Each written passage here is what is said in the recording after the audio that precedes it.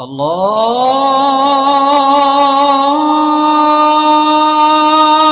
اکبر اللہ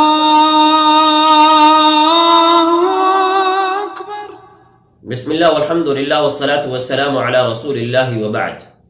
محترم ناظرین، سیدنا ابو ذر اور سیدنا ابو ہریرہ، سیدہ عائشہ صدقہ رضی اللہ تعالی عنہم، یہ تین صحابہ بیان کرتے ہیں نبی صلی اللہ علیہ وسلم نے فرمایا کل سلامہ من الناس علیہ صدقہ، انسان کے ہر جوڑ کے اوپر صدقہ ہوتا ہے۔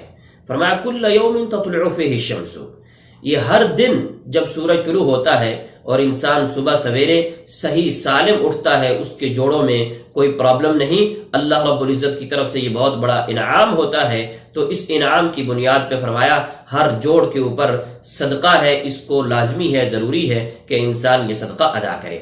پھر آپ صلی اللہ علیہ وسلم نے فرمایا انسان کے جسم میں 360 جوڑ ہوتے ہیں۔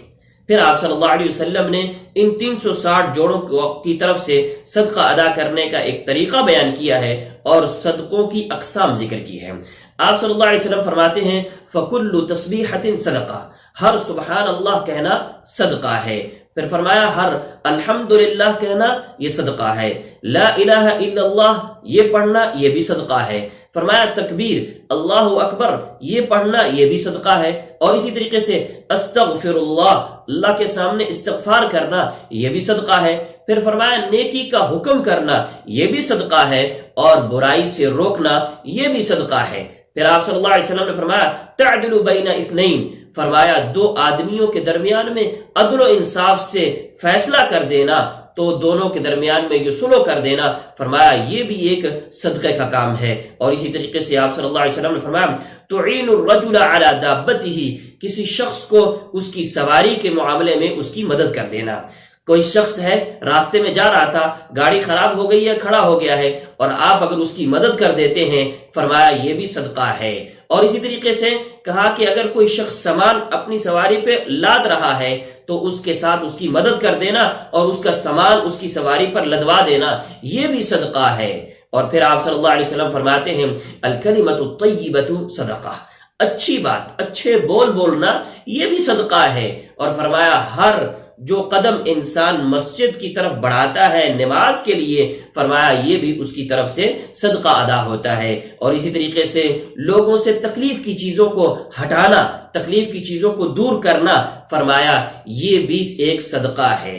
میرے بھائی، اس طرح کے بہت ساری چیزیں جو ہیں وہ صدقہ ہوتی ہیں، بلکہ ایک حدیث کے اندر آپ نے فرمایا کہ ہر نیکی جو ہے وہ صدقہ ہوتی ہے، ہر نیکی وہ صدقہ ہے، حتیٰ کہ مسکرانا جو ہے یہ بھی صدقہ ہے۔ لہذا بہرحال اس حدیث کے اندر یہ چند ایک چیزیں بیان کی گئیں، اور اس کے بعد آپ صلی اللہ علیہ وسلم نے فرمایا عدد تلک 60 و 300 السلامہ، فرمایا جو شخص 360 جوڑوں کے برابر ان صدقوں کو ادا کر دیتا ہے تو اس کی طرف سے یہ 360 جوڑوں کا صدقہ ادا ہو جاتا ہے۔ اور اگلا جملہ بڑا بہترین ہے، آپ صلی اللہ علیہ وسلم نے فرمایا پھر اس دن وہ شخص چل رہا ہوتا ہے دنیا کے اندر اور اس نے اپنے آپ کو جہنم سے آزاد کر لیا ہوتا ہے۔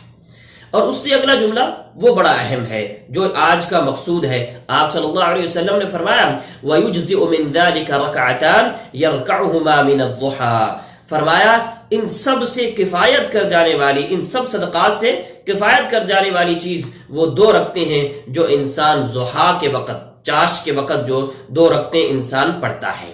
میرے بھائی، اس نماز کے 2-3 نام بیان کیے جاتے ہیں، کبھی ہم اس کو چاش کی نماز کہتے ہیں، کبھی کہتے ہیں ضحیٰ کی نماز ہے، اور کبھی اشراق کے الفاظ اس کے لیے استعمال ہوتے ہیں، اور یہ سارے کے سارے مختلف الفاظ ہیں لیکن یہ نماز ایک ہی ہے۔